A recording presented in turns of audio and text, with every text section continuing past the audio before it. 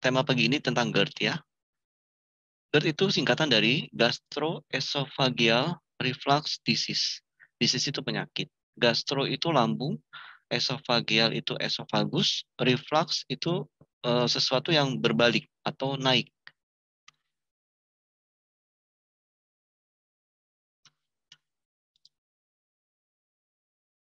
Nah, ini kita dasarnya kita lihat dulu ya secara anatomi pencernaan manusia. Ini gambaran anatomi secara garis besar yang kami tampilkan. Ini secara garis besar aja ya, tidak terlalu mendetail. Jadi pencernaan kita dimulai dari mulut ya. Ini lidah, mulut masuk ke kerongkongan. Di kerongkongan kita ini saluran terbagi menjadi dua. Yang satu masuk menuju saluran pencernaan. Di sini ada perbatasan masuk ke saluran nafas. Nah, perbatasan antara saluran nafas dan saluran pencernaan ini ada klepnya Bapak Ibu. Dia akan melakukan buka tutup. Sehingga ketika kita bernafas, ya, ini dia akan menutup untuk saluran pencernaan. Tapi ketika kita berbicara atau makan, kita menelan, dia akan menutup untuk arah ke saluran pernapasan. Gitu. Sehingga kalau kita sedang makan lantas berbicara, bisa mengalami risiko tersedak. Kenapa? Karena klep ini ada yang yang harusnya dia menutup saluran napas untuk kita menelan, karena kita berbicara dan berbicara itu membutuhkan kita akhirnya jadi bernafas, klepnya jadi terbuka malah masuk ke dalam organ pernapasan dan jadi tersedak. Nah ini yang fatal. Nah ini ke saluran cerna ya, ini esofagus dan itu ke arah lambung. Ini nanti jalannya ke arah lambung. Nah, ini lambung kita, ini esofagus, ini liver. Ya, ini liver atau hepar ya. Kemudian ini empedu, Bapak Ibu ya. Ini paru-paru kita. Ini limpa. Ya, ini usus besar, ini usus kecil. Nah, ini secara garis besar gambaran saluran pencernaan kita ya. Nah, lambung kita lihat dalam bagian besarnya. Ini esofagus ya, ini kardia ya. Ini tubuh badan lambung ya, terbagi menjadi 3 lapis ya. Ini bagian lapisan longitudinal, ototnya, kemudian otot sirkuler ya, yang dia melingkari dinding lambung ya. Kalau longitudinal itu dia memanjang ya, dan yang oblik, ototnya yang melintang namanya oblik ya. Ini jadi dinding lambung itu ada 3 lapis otot ya. Ini dari bagian dalam mukosa dari lambung ya. Kita mulai dengan apa sih GERD gitu. Nah, GERD itu terjadi karena asam lambung atau isi dari lambung kita naik kembali ke esofagus. Disebut sebagai mengalami reflux atau balik. Sehingga seseorang akan mengalami rasa panas di dada dan mulut serta terasa pahit. Jadi dadanya itu rasa panas ya. Kalau ini asam lambung dia naik ke sini, dada kita akan terasa panas seperti heartburn gitu. Normalnya ke dinding lambung itu ini ada otot sphincter, ini esofagus. Otot sphincter ini dia akan menutup sehingga cairan asam lambung itu tidak akan naik ke atas. Pada GERD, sphincter atau otot yang bertanggung jawab untuk menutup ini melakukan sistem buka tutup, dia tidak melakukan fungsi dengan baik sehingga asam lambung itu naik ke atas.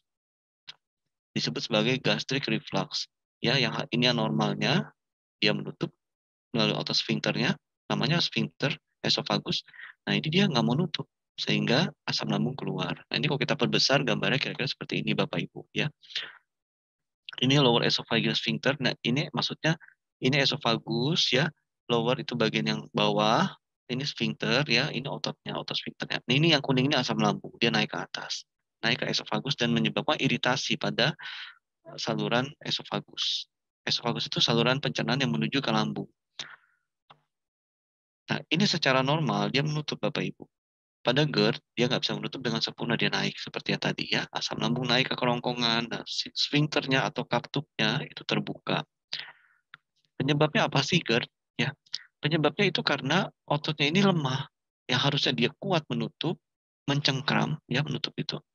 Nah itu dia lemah, jadi dia gagal relaksasi dari lower esophageal sphincter. Jadi dia gagal untuk menutup. Atau otot yang berbentuk cincin, yang bertugas mengatur proses buka tutup klep ini rusak. Secara normal, klep menutup saluran kerongkongan setelah makanan masuk ke lambung. Jadi makanan masuk ke lambung, normal tek dia langsung nutup ini.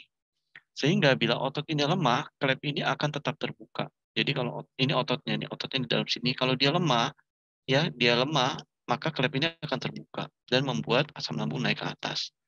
Penyebab lainnya yaitu GERD, selain lemahnya otot, penyebab lainnya yang pertama, karena meningkatnya asam lambung. Nah, makanan-makanan yang meningkatkan asam lambung ya atau minuman itu yaitu kopi, alkohol, coklat, kemudian makanan yang digoreng, saus tomat, serta bawang putih dan bawang merah. Ini adalah golongan makanan yang bisa meningkatkan asam lambung yang pada orang tertentu bisa mencetuskan terjadinya GERD. Nah, bagi saudara-saudara kita yang berpuasa, Bapak Ibu, hindari sementara ini ketika sedang makan sahur, kopi ya, ya alkohol ya saya percaya ya karena di umat muslim tidak boleh minum alkohol ya jadi jarang mungkin hampir tidak ada ya kalaupun ada mungkin jarang sekali ya yang minum alkohol. Coklat nih ketika sahur mau minum apa coklat panas jangan nanti aja ya malam sesudah makan nasi ya jadi sesudah sholat isya sesudah makan nasi baru mulai minum coklat panas atau mau makan coklat batangan silakan ya sebaiknya jangan pada saat sahur karena dia akan meningkatkan asam lambung. Kemudian makan-makan yang digoreng. Nah, usahakan ketika sahur makanannya kalau bisa yang direbus atau dikukus. Tapi dok, adanya nasi, ada sayur-sayur, ayam goreng, ya sudah nggak apa-apa. Usahakan makanan yang digoreng ini maksudnya adalah makanan yang banyak minyak gorengnya. Contohnya gorengan seperti jajanan gorengan, pisang goreng, ya, tahu goreng, ya, yang dia menyerap banyak minyak. Nah, ketika makan sahur atau yang tidak sahur pun, ya, yang dan memiliki riwayat sakit mah ini mesti dikurangi. Kalau bisa jarang-jarang aja atau di stop. Saus tomat. Nah, ketika sahur ada ayam fried chicken, waduh pakai saus tomat enak nih. Ya, ayamnya dimakan tapi saus tomatnya tidak dulu ya. Kemudian kurangi bawang putih dan merah karena ini semua akan meningkatkan asam lambung. Kedua, kebiasaan. Tadi makanan-makanan.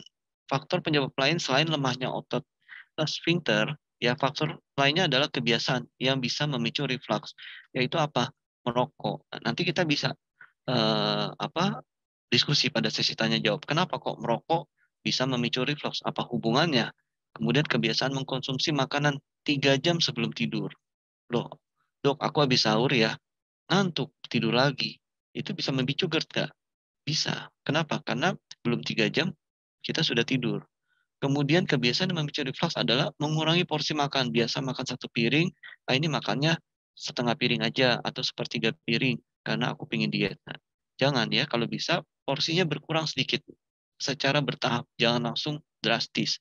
Kalau mengurangi porsi makan secara drastis itu bisa memicu reflux.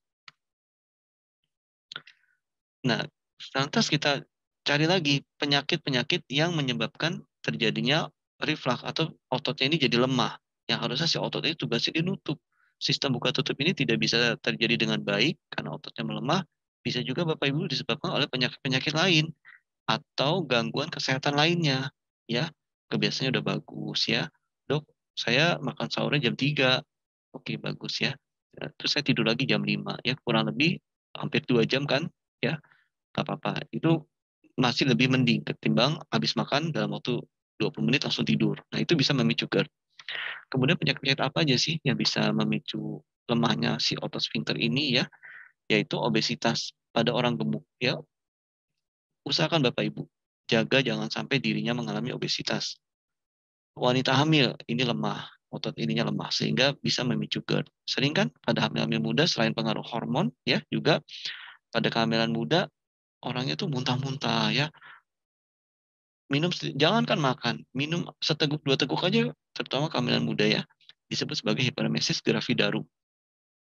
Minum air seteguk atau 2 teguk sudah langsung memicu muntah ya. Ya, kenapa? Karena otot ini lemah sehingga memicu GERD ya. Kemudian diabetes, penyakit kencing manis. Ini harusnya diabetes mellitus ya. Karena diabetes ada juga yang namanya diabetes insipidus. Diabetes insipidus itu bukan sakit gula, tapi diabetes yang dimaksud di sini adalah diabetes mellitus, yaitu sakit gula. Keempat adalah hiatus hernia yang menyebabkan dinding lambung naik ke atas sehingga tidak ada bagian yang menyekat ini. Jadi sebagian dari dinding lambung itu jebol ke atas. Hernianya bukan ke bawah tapi ke atas. Ya, nanti kita lihat videonya bersama. Apa sih hiatus hernia? Kemudian skleroderma. Skleroderma ini kelainan penyakit kulit Bapak Ibu. Jadi sakit kulit ya yang bisa memicu terjadinya suatu GERD. Nah, ini penyakit-penyakit ini bisa memicu lemahnya klep ya dan pada akhirnya akan terjadi GERD. Nah, ini yang tidak bisa menutup sempurna, ini otot sfinkternya. Kalau diperbesar gambarnya seperti ini. Stomach ini lambung. Acid ini zat asam yang berada di dalam dinding lambung. Umumnya orang-orang GERD Bapak Ibu ya mengeluhkan eh, satu atau sebagian atau bahkan semua dari 9 yang kami sebutkan di bawah ini ya. Pertama, sensasi terbakar di dada yang terkadang menjalar ke kerongkongan. Aduh, dadaku kok panas ya, terus leherku kok kayak panas-panas gitu ya. Suaraku juga jadi serak ya. Aduh, kok dada panas ya. Nah, itu GERD, Bapak Ibu ya. Pokoknya kalau ada gitu curiga GERD, tanya, tadi makan coklat nggak? Gitu, langsung jadi seperti dokter. Nggak apa-apa, kan tujuannya buat nolong. Ya, eh, oh iya tadi aku makan coklat. Tadi makan coklat? Enggak. Terus makan apa? Makan gorengan aja pakai saus tomat. Nah, kan tadi udah disebutkan ya, makanan-makanan yang memicu GERD. Langsung Bapak Ibu berpikir, jangan-jangan ini GERD. Gitu. Yang kedua, rasa asam atau pahit di mulut. Nah, keluarnya mulut pahit nih, tenggorokan kering. Kenapa mulutku pahit ya? Terus dada tuh kayaknya rasanya panas ya. Nah, itu GERD. Nyeri dada. Nah, nanti kita belajar sama-sama membedakan nyeri dada GERD sama nyeri dada pada sakit jantung. Ya, dadaku sakit ya, nyeri ya. Terus kok kayak panas ya. Nah, nanti kita bedain. Kalau ada yang mengeluhkan begitu, Bapak Ibu harus berpikir yang antara GERD atau serangan jantung. Nanti ada bedanya. Kedua, sulit menelan. Ya, kalau menelan itu susah. Coba kasih aja permen, apa makanan kecil ya, kue atau sushi, ya, atau makanan yang bisa cepat dimakan kue gitu. Begitu dia susah nelannya, nggak enak tenggorokannya panas, dadanya juga panas, jangan saya radang nih, dadanya juga panas. Nah, itu pokoknya kalau ada bahasa dada panas, nah itu GERD, ya, curiga GERD. Kadang ada mual dan muntah. Kemudian bau mulut ketika berbicara, mulutnya tuh baunya bau mulut kering, ya. Kemudian kesulitan bernafas. Yang berikutnya batuk kering berkepanjangan. Kenapa bisa terjadi kesulitan bernafas? Karena dengan naik asam lambung, ya, dia bisa sampai ke naik naik terus ke atas ya, bahkan dia bisa sampai ke saluran nafas ya. Nah, itu dia bisa mencetuskan asma GERD ini. Bagi orang-orang yang punya asma, kalau yang tidak punya riwayat asma itu tidak ya, tapi artinya mengiritasi saluran pernapasan. Si asam lambung yang naik ke atas ya, di anatomi tadi ya kita udah belajar ya, dari lambung, kerongkongan naik ke atas, dia akan sampai di perbatasan antara eh, saluran cerna dengan saluran napas. Ya bisa bisa tumpah ke sana dan itu dia bisa memicu iritasi di saluran pernafasan dan bisa menyebabkan gangguan pernafasan sehingga menyebabkan kesulitan bernafas. Berikutnya batuk kering berkepanjangan, batuk terus tapi nggak ada lendirnya. Itu bolak-balik beli obat batuk ke mana, ke apotek ya, ke farmasi. Curiga GERD, Bapak Ibu. Bapak Ibu kalau punya orang yang batuk berkepanjangan ya, tapi tidak ada riwayat TBC, sudah diperiksa ke dokter paru, bersih tidak ada TBC, tapi batuk berulang. Ya, yang dipikirkan satu, batuk alergi karena dia alergi debu. Kedua, jangan-jangan GERD. Nah, kalau mau tahu GERD, cari pola makannya apa yang dia makan. Jadi dokter itu, Bapak Ibu, seperti dokter ya, boleh jadi dokter juga ya. Jadi mirip-mirip kayak detektif. Kalau curiga ini, cari buktinya. Curiga ini, cari penyebabnya. Nah, sampai bisa dibuktikan. Makannya bagaimana, pola makannya bagaimana. Begitu Bapak Ibu menemukan, oh dia seringkali habis makan langsung tidur, walaupun tidak dalam kondisi puasa, atau dia memang bukan seorang muslim yang berpuasa, tapi seringkali habis makan langsung tidur, ya kurang 3 jam tidur. Kemudian makan-makanan yang dia makan adalah makanan-makanan yang memicu GERD. Nah, boleh Bapak Ibu curiga, jangan-jangan ini GERD nih, batuk berulang. Udah ke dokter paru, bagus. Udah ke dokter semua, dicek tidak ada batuk alergi. Dia tes alergi, pernapasan semua bagus. Jangan-jangan GERD. Tuh. Bagaimana membedakan GERD atau serangan jantung? Nah, ini gambar ilustrasi ya, seorang wanita memegang dadanya, dia merasa sensasi panas.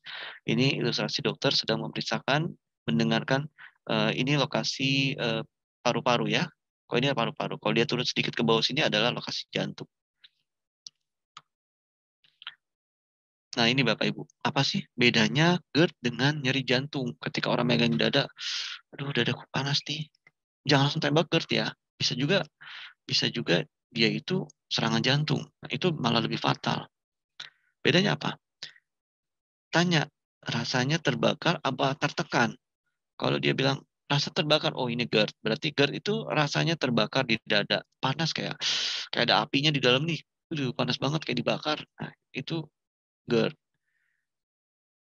Dadanya nggak enak nih. Kenapa? Kayak ditekan, kayak diremes-remes dalamnya. Nah, hati-hati, itu jantung.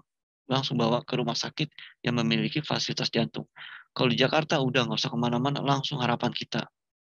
Ya, kalau dalam 30 menit bisa dijangkau. Tapi kalau bisa rumah sakit terdekat dulu untuk dibawa menggunakan ambulan dengan fasilitas yang memadai ke rumah sakit jantung. Berikutnya kalau GERD itu nyerinya tidak menjalar.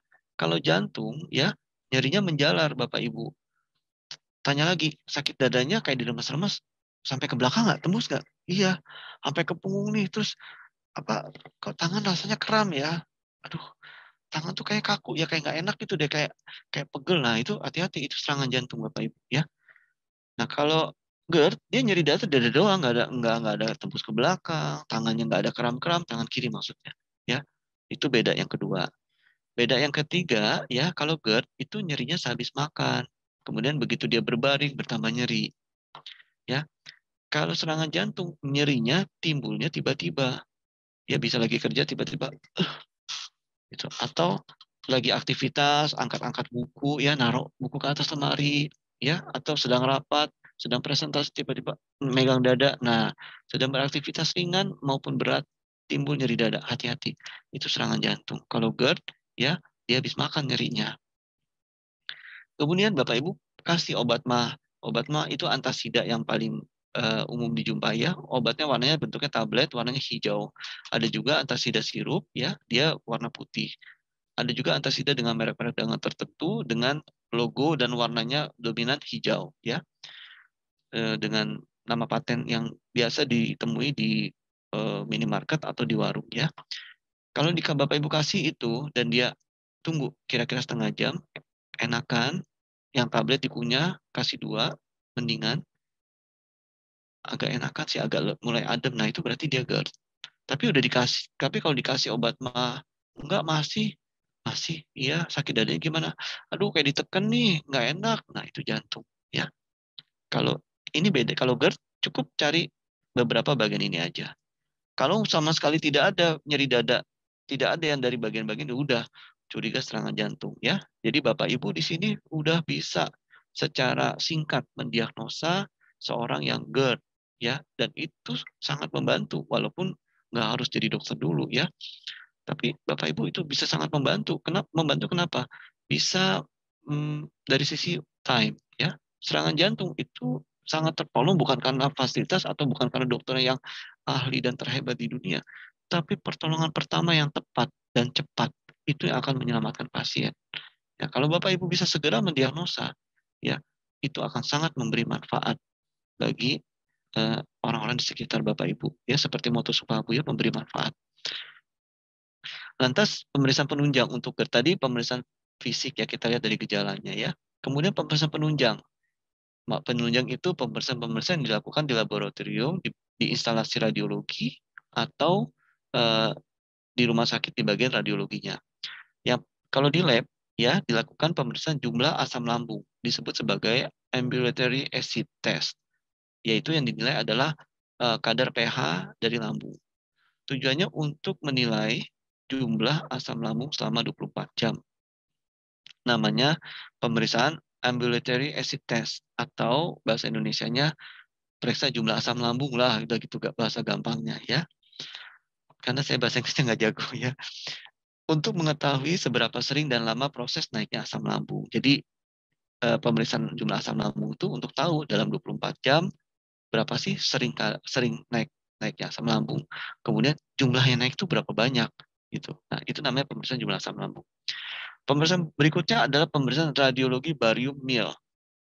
Melihat keadaan bagian dalam selaput lendir dari esofagus dan lambung ya. Yang berikutnya dilakukan pemeriksaan endoskopi. Jika terdapat luka atau tukak akan terlihat dengan jelas dengan pemeriksaan endoskopi.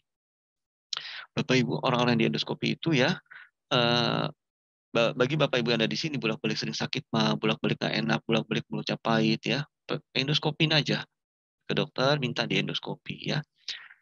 Jangan takut, kenapa? Karena ketika di endoskopi Bapak Ibu akan di anestesi umum. Jadi bukan dengan sadar melek gitu ya, mata terbuka terus bisa melihat dokternya bekerja memasukkan alat, enggak ya. Bapak Ibu tidur nggak sadar, nggak tahu apa-apa, tahu bangun-bangun udah rapi, udah beres, udah nanti lihat hasilnya dokter tinggal menjelaskan nih lambungnya bagus atau nih lambungnya ada masalah ya. Nah, ini gambaran dari ulkus atau tukak ya nih Bapak Ibu ya. Ini semoga jelas ya. Ini yang normal ya, dindingnya ya, dinding lambungnya ya. Ini tukak atau ulkus. Maaf ya, ini ulkus ya. Seperti sariawan gambarannya. Ini ulkus ya. Ini ini ulkusnya nih. Seperti sariawan kan? Ya Bapak Ibu. Nah, ini gambaran dari endoskopi. Berikutnya adalah pemeriksaan yang keempat, esophageal manometri. Nah, pemeriksaan esophageal manometri ini untuk melihat bagaimana ritme otot sfinkternya ketika makan. Jadi untuk dinilai ketika seseorang punya riwayat GERD, lakukan pemeriksaan esophageal manometri. Jadi sesuai dilakukan endoskopi, oh ya betul nih ada ulkus ya, ada luka-luka ya, ada sariawan-sariawan nih ya. Berarti asam lambungnya sering naik nih ke esofagus ya. Berikutnya dilanjutkan dengan pemeriksaan esophageal manometri. Oke, sekarang udah tahu nih asam lambung sering naik. Sekarang aku mau cek dong, aku punya otot yang klepnya bisa buat buka tutup itu bisa bekerja normal nggak? Bisa, bisa dites dengan pemeriksaan.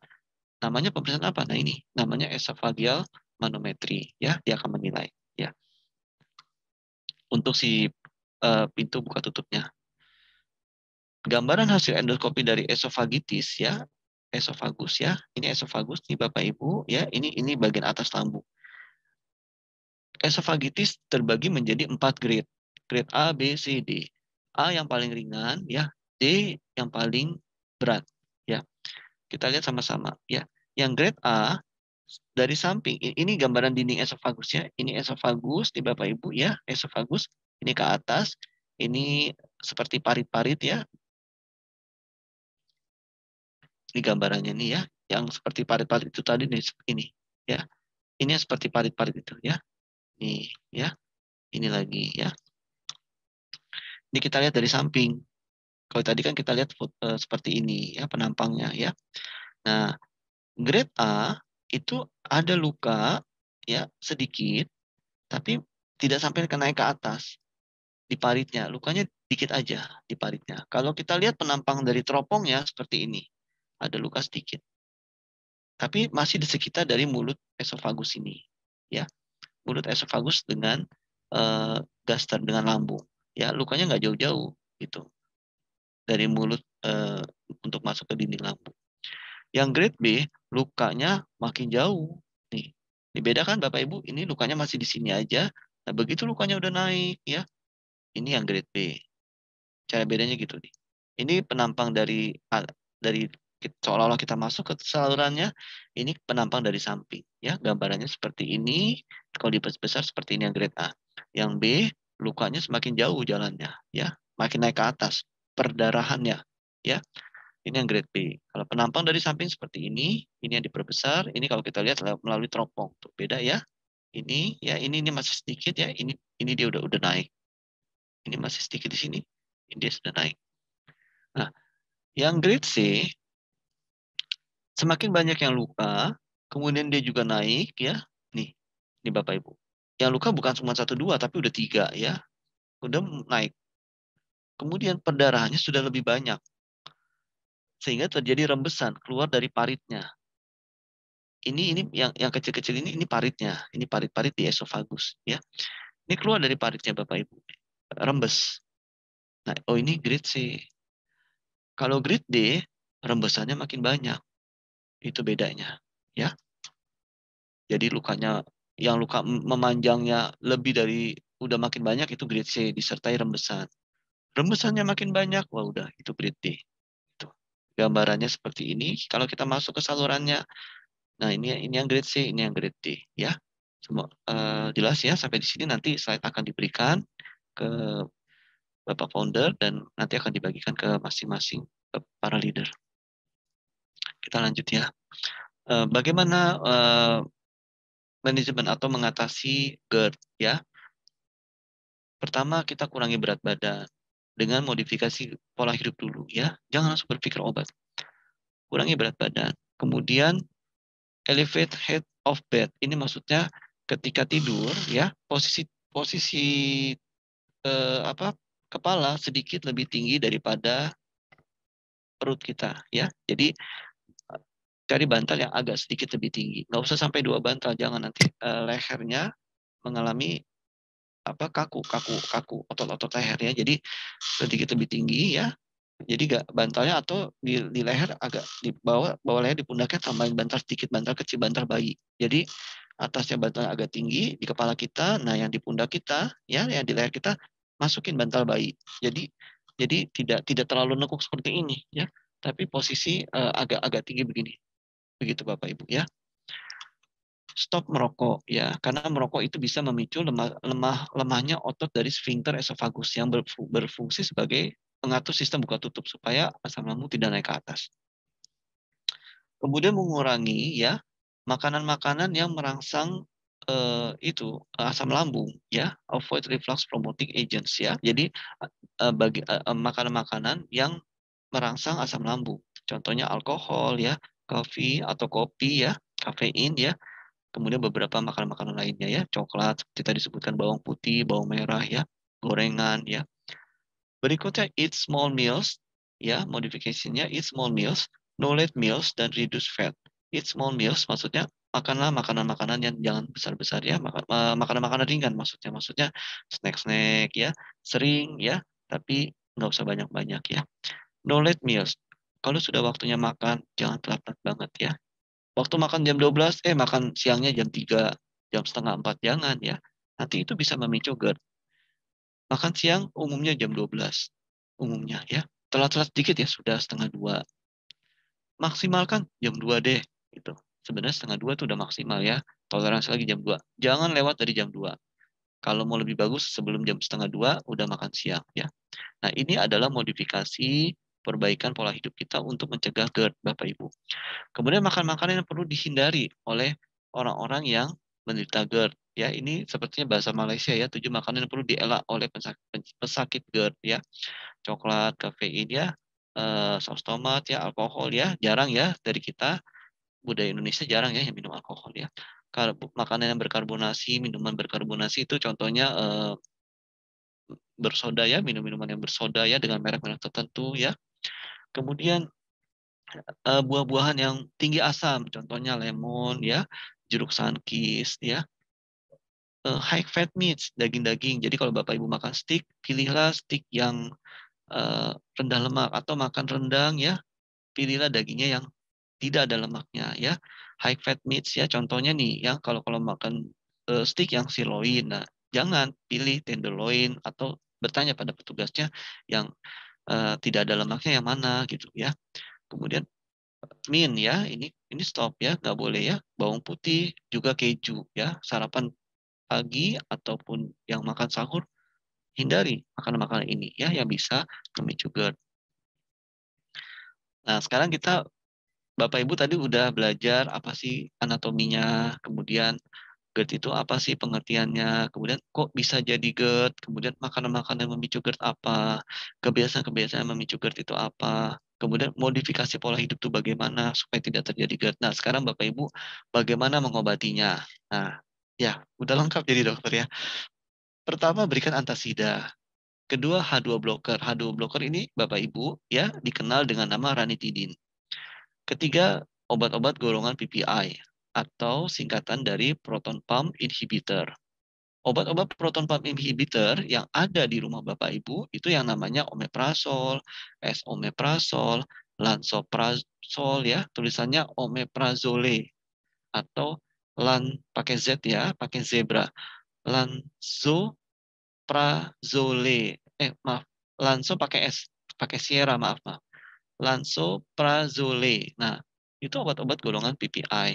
Kemudian pro prokinetic agent. Prokinetic agent itu yang dia mencegah lemahnya dari otot sphincter esofagus. Obat ini agak jarang ya, tapi seingat saya namanya cisapride ya. Umumnya dipakai di negara-negara barat ya, obat-obat cisapride. Kemudian operasi, kemudian terapi dengan endoskopi. Jadi teknik operasi menggunakan alat endoskopi ya. Ini scope-nya masuk ya. Ini teknik untuk mengobati GERD ya. Dia tujuannya untuk memperbaiki dari sphincter otot esofagus ini ya. Ini ilustrasi gambar tindakan operasi yang menggunakan teknik endoskopi. Jadi ada 6 ya, terapi GERD ya. Jadi Bapak Ibu kalau ditanya leader Sopahabu, ditanya oleh membernya, kalau GERD mesti diapain? Oh, kamu harus kasih antasida. Punya nggak? Lihat obatnya. Bapak Ibu cari. Antasida tuh pokoknya obatnya yang kalau yang butiran, yang tablet, yang hijau-hijau. Ya, bulat-bulat hijau-hijau. Cari coba tadi rumah ada nggak? Ya. Kedua, yang cair antasida cair. Kalau nggak ada, beli di apotek ya. Yang berikutnya, tanya, punya ranitidin nggak? Gitu. Berikutnya, ada omeprazol nggak? Gitu. Nah, kalau prokinetic agent ini agak jarang. Nah, karena obatnya cisapride ya. Kemudian operasi dan terapi endoskopi ya. Lantas bagaimana kalau dok sekarang kita itu kan tadi obat-obatan ya, drug atau medicine based on chemical ya, obat-obatan yang berbasis kimia, yang itu yang dipakai di dunia kedokteran, yang dipakai oleh para dokter, oleh para tenaga medis ya. Bagaimana dengan Bapak Ibu kalau mau menolong dengan herbal ya, yang berbasis dengan dari alami ya, based on natural ya. Ini ada supahabu, disebut sebagai supahabu alfa ya, memiliki kandungan albumin, kurkuma ya, dan satu lagi moringa untuk yang supahabu alfa ya. Albuminnya berasal dari ikan gabus, kurkuma, ekstrak kurkuma, dan ini ekstrak dari daun moringa ya. Daun moringa itu kalau kita kenal dengan daun kelor ya. Oleh WHO di mana daun kelor ini disebut sebagai tanaman ajaib, karena itu belum lama ini negara tetangga kita ya, negara Australia besar-besaran memproduksi kapsul-kapsul untuk kesehatan yang isinya itu moringa. Ya, namanya keren ya, moringa. Tapi kalau kita di Indonesia disebut daun kelor ya, pasti orang apa itu daun kelor? Itu sebenarnya manfaatnya besar sekali ya, karena Australia tetangga kita sedang mengembangkan ini ya untuk dan sedang meneliti ya, selain dikapsulkan ya secara besar-besaran, penelitiannya juga besar-besaran untuk apa? Untuk merubah ya obat-obatan yang berbasis kimia ya ke arah obat-obatan terapi yang berbasis alami. Kenapa? Untuk memberikan efek sampingnya. Contoh nih, obat-obatan yang berbasis kimia untuk diabetes ya. Contohnya ya metformin. Metformin nggak salah, dia bagus. Dia mengendalikan gula darah, tapi tidak akan membuat gula darah menjadi drop. Nih Bapak Ibu harus ingat ya, metformin itu adalah obat anti hiperglikemik oral yang mana dia tidak akan menyebabkan hipoglikemik. Jadi nggak akan orang tuh minum metformin terus jadi drop gula darahnya. Tidak ya. Bagus kan? Bagus. Tapi jangka panjang ya, bukannya jelek ya, ya namanya sesuatu ada efek samping ya. Di jangka panjang, metformin itu bisa menyebabkan disfungsi ereksi ya. Kemudian sebagian orang bisa memicu terjadinya hipertensi gitu pada sebagian orang ya. Berikutnya bisa menyebabkan gagal ginjal, sakit ginjal ya. Fungsi ginjal menjadi menurun. Nah, maka itu orang yang diabetes setelah sekian tahun minum metformin, dokter akan memeriksakan urium kreatinin. Kenapa? Karena di jangka panjang ya metformin itu akan merusak ginjal. Saya bukannya menyalahkan metformin, bukan. Ini adalah efek samping. Kadang dokter itu diberikan suatu pilihan. Mengobati yang ini, tapi ada efek samping ke sini. Lebih ke sisi urgensi yang mana nih yang harus saya pilih. Gitu. Kalau nggak diobati gula darahnya, dia akan segera cepat menjadi komplikasi kemana-mana, matinya lebih cepat. Maksudnya risiko matinya ya, kematian tetap di tangan Tuhan ya. Dokter pun hanya berusaha ya, tetap tangan Tuhan yang bisa membuat yang fatal nggak jadi, malah jadi sembuh, yang tampak baik-baik aja malah jadi fatal ya. Itu sering terjadi di rumah sakit. Itu Bapak Ibu. Jadi kembali ke sini ya, eh, udah akhirnya orang berpikir dengan tadi metformin tadi berpikir itu contoh ya. Masih banyak lagi obat-obatan kimia yang dia memiliki manfaat sangat baik seperti metformin tadi. Akhirnya orang jadi berpikir bagaimana kalau kita mencari nih ya dari yang berbasis alami. Untuk apa? Untuk menghindari efek samping dari yang disebabkan oleh obat kimia yang memiliki banyak manfaat tadi, gitu. Ya, bagaimana menciptakan yang dari dari alami, tapi hasilnya tuh nendang, hasilnya itu setara dengan obat dengan efek samping yang hampir-hampir tidak ada, gitu. Nah, itu yang menyebabkan sekarang negara maju berlomba-lomba mengembangkan penelitian ya, terutama China ya, penelitian pengobatan berbasis alami. Nah, alhamdulillah puji Tuhan negara kita banyak sumber-sumber alami ya, kaya akan sumber alami. Nah, salah satunya ini adalah moringa yang di Indonesia itu banyak dan moringa grade A ya itu dimasukkan ke dalam produknya Supahabu.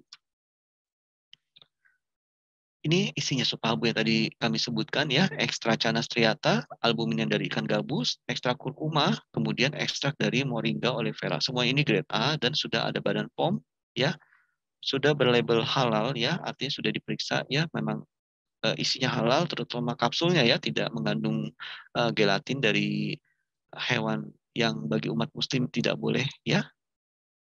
Misalnya dari babi ya, gelatin dari babi ya, ini tidak ya, ini kapsulnya sudah diperiksa ya halal ya, berbasis dari alami. Kemudian oleh TQ Medical Journal ya, Supabu Alpha ini diteliti Bapak Ibu ya di Jepang mengenai efektivitasnya. Dari tim peneliti Supahabu, pabriknya Supahabu yaitu tim peneliti Nucleus Pharma ya yang memproduksi Supahabu ya, bekerja sama dengan tim peneliti Jepang mengirimkan sampelnya tahun 2021 ya. Selesai penelitiannya, disebutkan bahwa Supabu Alpha ini sangat efektif dalam membantu pengobatan pasien-pasien COVID-19 ya. Jadi kita patut bisa tenang nih ya, coba Supabu datangnya dari waktu si COVID baru keluar ya. Jadi kita bisa tahu ya, tapi nggak apa-apa ya. Yang penting sekarang sudah ada ya. Isinya itu albumin. Hubungannya dengan GERD apa? Ini Bapak Ibu. Asam lambung itu kan berarti kalau ketika dia berlebih memicu GERD, berarti kadarnya itu sangat asam. Nah, albumin ini bersifat alkali. Penyeimbang asam yaitu alkali. pH albumin itu 7,4 ya, sehingga dia bersifat sebagai buffer, menurunkan kadar keasaman asam lambung ya. Sehingga mengapa albumin pada Supabu alfa ini bisa membantu untuk mengobati orang yang mengalami GERD ya. Juga sebagai antioksidan. Antioksidan ini hubungannya apa sih dengan GERD? Hubungannya begini.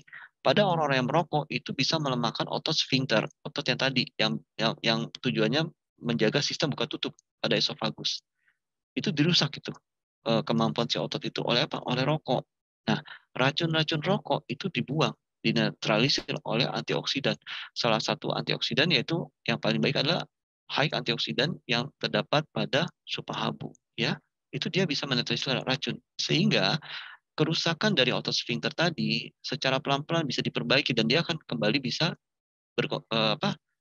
menutup, melakukan sistem buka tutup lagi si otot sphincter esofagus itu tadi apabila dia dirusak oleh orang-orang yang aktif merokok dan sudah jangka panjang ya. pengangkut dan pengikat. Nah, orang yang GERD dikasih omeprazol nggak sembuh-sembuh. Nggak mempan tuh obatnya, nggak apa. Ini dokternya nggak pinter nih ngasih begini. Nggak sembuh-sembuh saya. Kayaknya obatnya mahal. Dikasih Nexium. Ya, ada nama obat yang patennya Bapak Ibu ya. Itu sering dipakai pada orang sakit lambung di negara tetangga kita, terutama Singapura ya. Maksudnya Singapura ya. Eh, Sakit lambung di sana udah pakainya Nexium. Nexium ya. Di sini pakai nggak sakit, nggak berkurang juga sakit lambungnya. Ini saya alami sendiri, saya kasih Nexium nggak berkurang. Gimana berkurang? Enggak dok, mahal-mahal nggak ada ngaruhnya tuh. Saya kayak diketawain. Langsung saya berpikir, oh gitu ya. Saya kasih Supahabu. Pak tambahin ini apa lagi nih dok? Oh ini herbal. Ini saya harus bayar nggak? Ini saya kasih buat bapak. Coba deh. Gitu. Ini saya kasih buat 3 hari ya. Es omeprazol itu isinya dari Nexium ya. Saya sebutkan es omeprazol aja ya. Es omeprazolnya lanjutkan Pak, ya ini Supabu Alfa Bapak tetap minum ya. Supabu Alfa saya kasih Bapak free, tapi cuma untuk 3 hari karena saya nggak punya banyak ya Pak. Oh baik dok, baik ya, diminum Pak. Kalau udah Bapak enakan kasih tahu saya ya. Oke dok ya. Nih Bapak Ibu ya, saya tanyain terus Bapak pasien itu Pak udah diminum belum? Belum dok Pak, diminum Pak. Nanti bagus deh, itu dia membantu supaya obatnya maksimal penyerapannya. Oh gitu dok ya, iya. Oh baik dok, habis dokter cuma bilang herbal-herbal sih. Iya, iya Pak, itu fungsi buat itu. Diminum Bapak Ibu ya. Kurang dari 3 hari ya, sembuh. Jadi Supahabu, dia minum barang es omeprazol atau nama nama patennya saya sebutkan aja ya, Nexium ya, atau omeprazol ya. Apa sebenarnya nggak harus Nexium sih. Yang generik pun juga bisa bagus ya, kalau dia sistem pengangkutnya bagus. Langsung dalam 2 hari, dok, iya dok, enakan dok. Saya ini aja deh dok, ya saya nggak usah minum yang mahal-mahal deh. Kok saya malah sembuh ya? Gitu. Kenapa? Kenapa Bapak Ibu? Ya itu tadi, ya albumin pada Supahabu dia mengangkut dan mengikat obat, molekul obat secara maksimal dibawa ke sel lambung, dibawa ke sel lambung yang tujuannya mengeluarkan asam lambung. Es omeprazol itu cara kerjanya dia akan menghentikan pengeluaran asam lambung. Pabriknya yang menghasilkan asam lambung, pabriknya disuruh berhenti dulu oleh si PPI atau es omeprazol tadi atau omeprazol. Nah, bagaimana sih supaya si omeprazol itu bisa efektif bekerja, efektif diangkut, efektif berjalan? Nah, ini harus diberikan tambahan albumin ini. Gitu. Nah, itu yang saya pikirkan. Saya malu juga sih waktu saya kasih obat yang mahal tadi, kayak sedikit dinyek. Padahal mahal dok ya. Nggak sembuh juga tuh dok. Saya kayak diketawain. Saya langsung mikir, oh baiklah dalam hati saya kasih supaya benar sembuh ya. Semoga pengalaman ini bisa ini tukar pengalaman ya. Pasti Bapak Ibu juga akan banyak pengalaman nanti bagi ke saya juga ya. Oh dok saya kasih ini dok sembuh dok gitu ya. Nanti kita saling berbagi ya. Nah itu Bapak Ibu pengalaman dalam memberikan Supabu Alfa pada pasien yang mengalami GERD. Nah ini review jurnal yang berkaitan dengan fungsi-fungsi albumin ya. Nanti bisa dibaca ya. Kemudian isi berikutnya selain albumin adalah kurkuma ya. Kurkuma itu santorizol ya, dia sebagai anti kanker. Nah, eh, GERD yang berlangsung terus-menerus itu bisa memicu kanker loh Bapak Ibu. Kanker apa? Kanker esofagus. Kenapa bisa terjadi? Nanti kita lihat videonya. Ya. Kemudian dia mengobati infeksi bakteri maupun fungi ya, atau disebut kalau orang bahasa Inggrisnya fungi ya. Bakteri yang terdapat pada lambung yang sering menyebabkan orang-orang tuh sering sakit mas, sering sakit mas, sering sakit mas, itu namanya bakterinya Helicobacter pylori. Nah, kalau kita rajin minum kurkuma, kurkuma ini akan mereduksi, dia akan mengurangi, mematikan jumlah bakteri Helicobacter yang berada di dalam lambung. Berikutnya juga sebagai obat anti peradangan.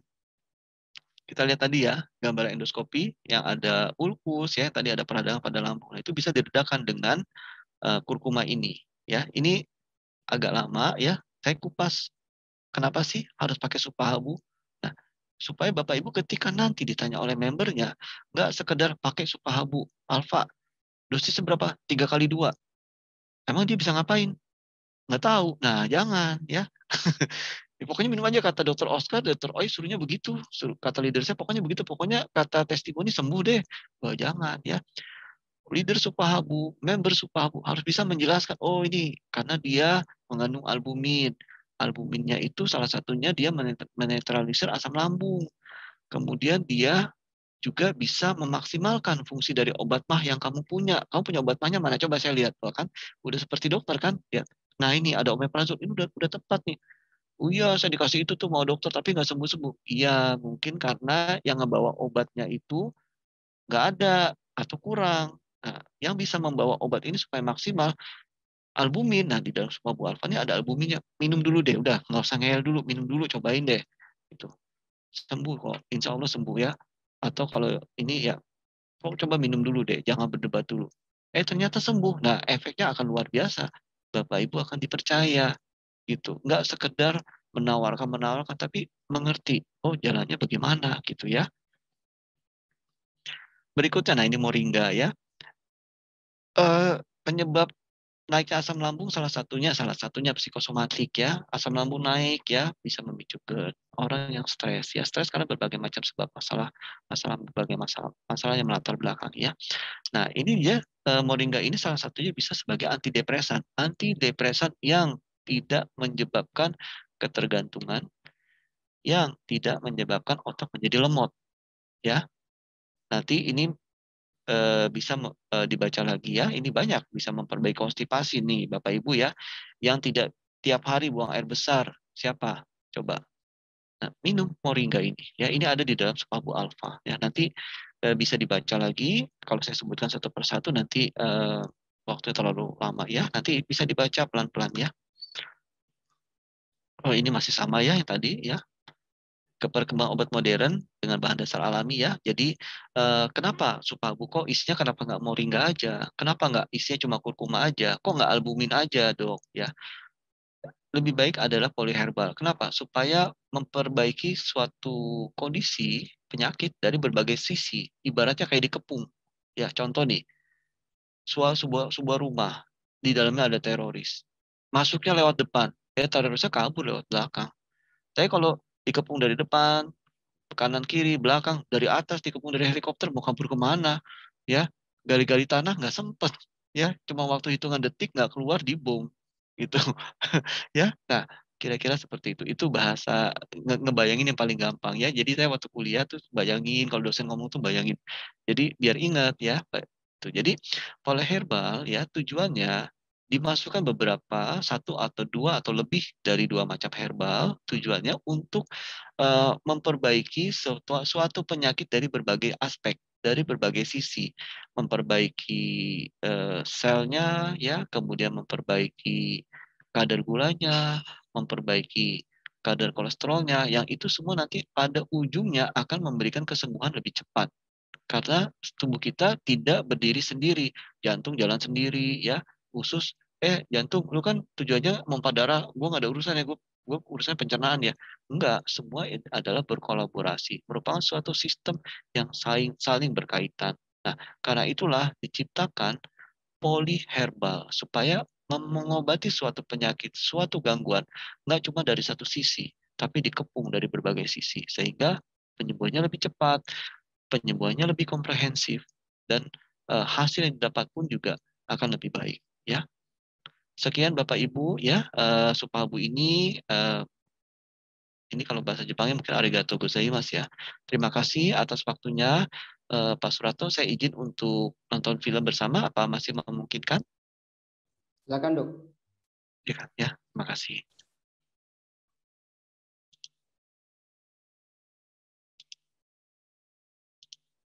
Kita nonton filmnya sebentar ya, Bapak Ibu punya waktu sebentar ya.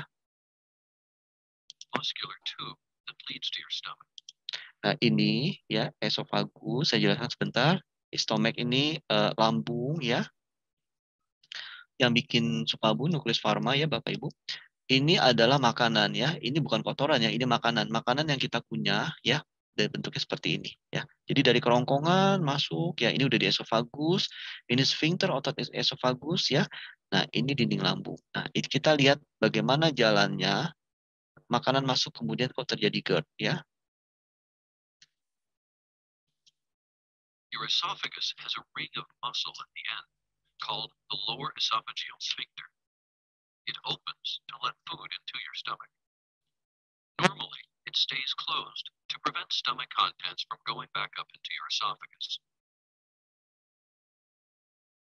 If the sphincter doesn't close all the way, gastroesophageal reflux, or GER, can happen. The weak or relaxed sphincter allows the contents of your stomach to reflux or leak back into your esophagus. Acid in the stomach contents irritates your esophagus. This can cause a painful, burning feeling in your chest.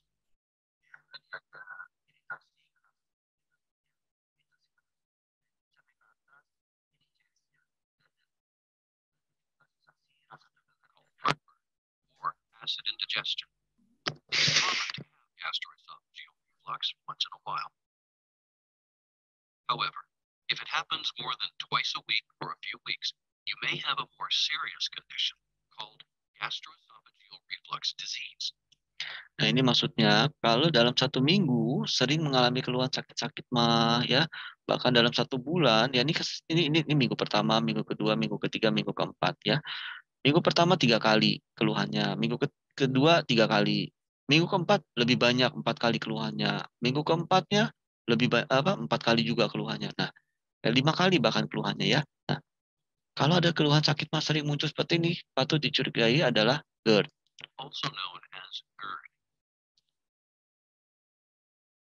If left untreated, GERD can lead to complications over time. For example, you may develop esophagitis, where the lining of your esophagus becomes inflamed or irritated. Your esophagus may become too narrow, which is a condition called esophageal stricture. GERD may cause you to breathe stomach acid into your lungs. This can lead to respiratory problems. Ini maksudnya ya asam lambungnya naik ya, itu seperti tadi saya ceritakan, naik ke atas ke perbatasan antara yang di kerongkongan ya, antara saluran napas dan saluran cerna ya, masuk dia ke saluran cerna, ini bronkus ya. Nah, mengiritasi paru-paru ya, akan mencetuskan asma. Such as asthma, chest congestion, hoarseness, wheezing, laryngitis, and pneumonia.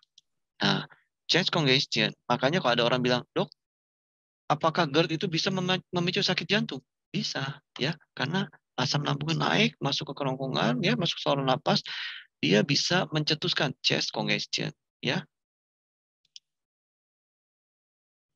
GERD can also lead to a condition called Barrett's esophagus. In this condition, the cells lining your lower esophagus.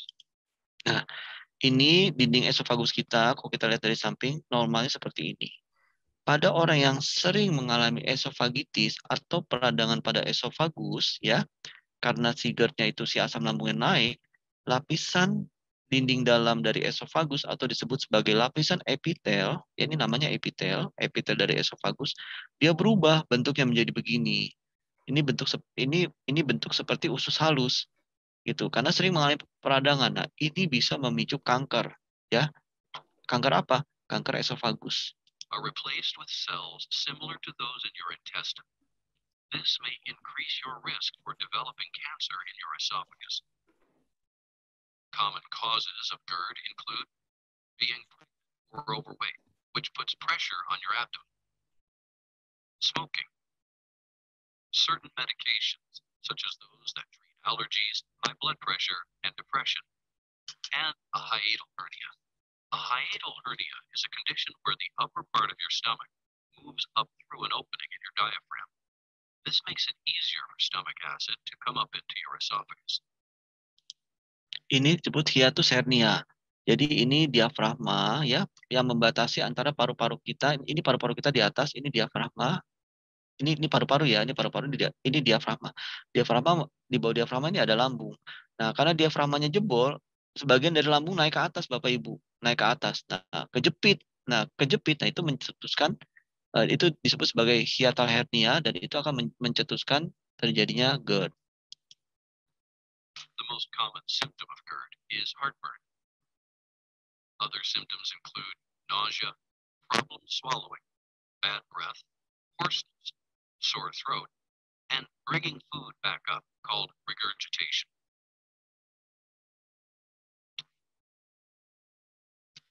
Sekian, terima kasih Bapak Ibu. Ya.